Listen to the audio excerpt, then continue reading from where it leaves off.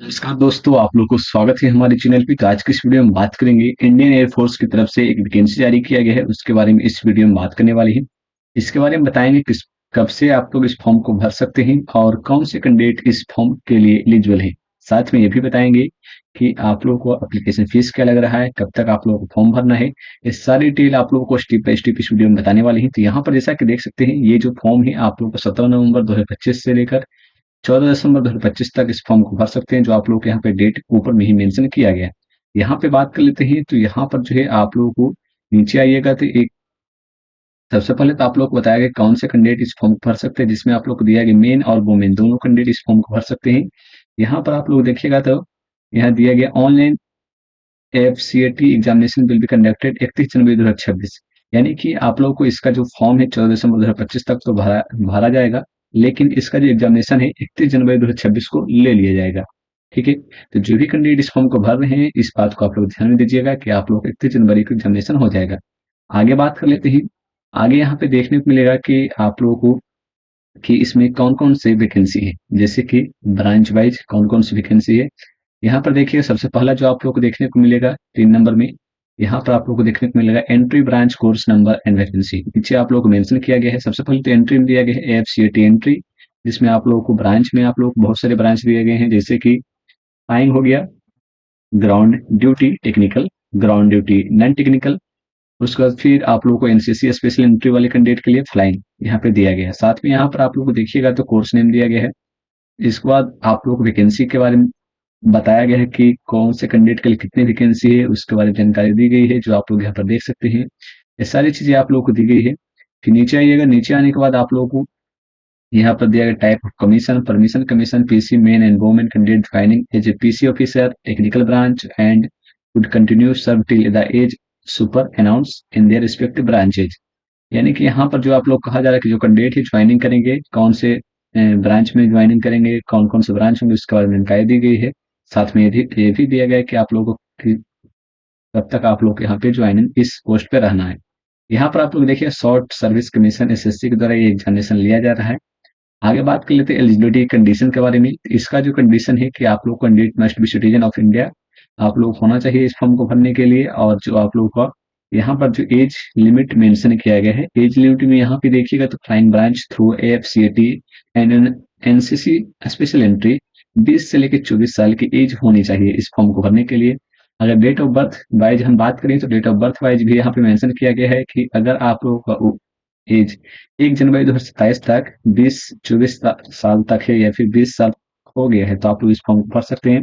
वहीं बात की तो डेट ऑफ बर्थ के बारे में 2 जनवरी 2003 से लेकर 1 जनवरी 2007 के बीच में जो भी कैंडिडेट इस इस डेट के बीच में उनका डेट ऑफ बर्थ होगा, वो कैंडिडेट इस फॉर्म को भर पाएंगे।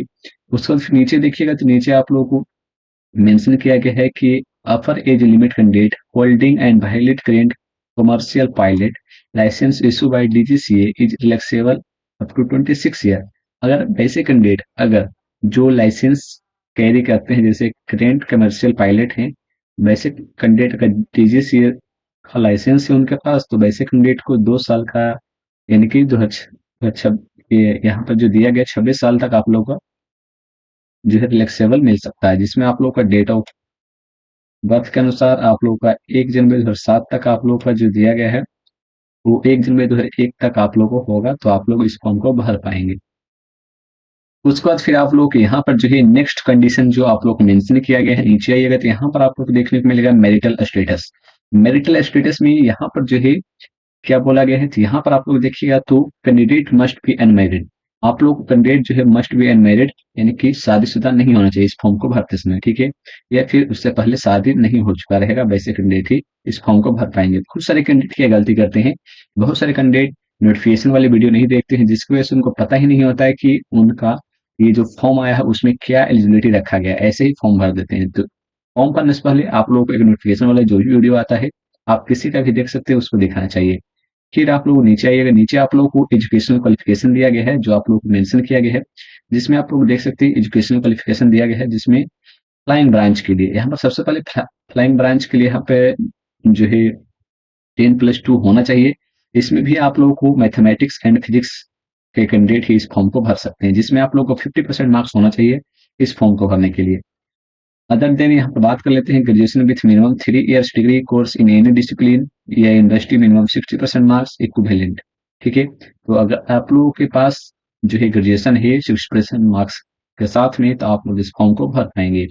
साथ में जो बीई बीटेक वाले कैंडिडेट है वैसे कैंडिडेट भी इस फॉर्म को भर सकते हैं। साथ में वैसे कैंडिडेट जो candidate who have clear section A and B examination of associate membership of institute of engineering engineer India aeronautical society, वैसे कैंडिडेट भी इस फॉर्म को भर पाएंगे। आगे बात कर लेते हैं ग्राउंड ड्यूटी वाले कैंडिडेट के लिए। जैसा कि यहाँ पर मेंशन किया गया है, ग्राउंड ड्यूटी वाले कैंडिडेट के लिए यहाँ पर जो मेंशन किया गया है एरोनॉटिकल इंजीनियर के लिए, जिसमें आप लोगों को इलेक्ट्रॉनिक्स एई वाले कैंडिडेट के लिए यहाँ पर आप लोग को 10+2 होना चाहिए इस फॉर्म को भरने के लिए। ठीक है, एमएससी इलेक्ट्रॉनिक्स मिनिमम 50% मार्क्स होना चाहिए, BSc in physics with minimum 60% marks होना चाहिए, ये आप लोगों को मेंशन किया गया है। फिर आप लोग नीचे आइएगा, इस प्रकार से आप लोग को सारी चीजें देखने को मिल जाएगी, कौन कौन से कोर्स है, ये सारा डिटेल आप लोग किस प्रकार से मेंशन कर दिया गया है, जो आप लोग यहाँ पे देख पा रहे होंगे, ये सारी चीजें दी गई है। साथ में आप लोग नीचे आइएगा तो ग्राउंड ड्यूटी जो अगला पोस्ट जारी किया गया है उसमें नॉन टेक्निकल ब्रांच रहने वाला है, जो आप लोग वेपन सिस्टम रहने वाले हैं, और यहाँ पर आप लोग को 10+2 मैथ फिजिक्स होगा, और यहाँ पे 50% मार्क्स यहाँ पर भी मांगा जा रहा है।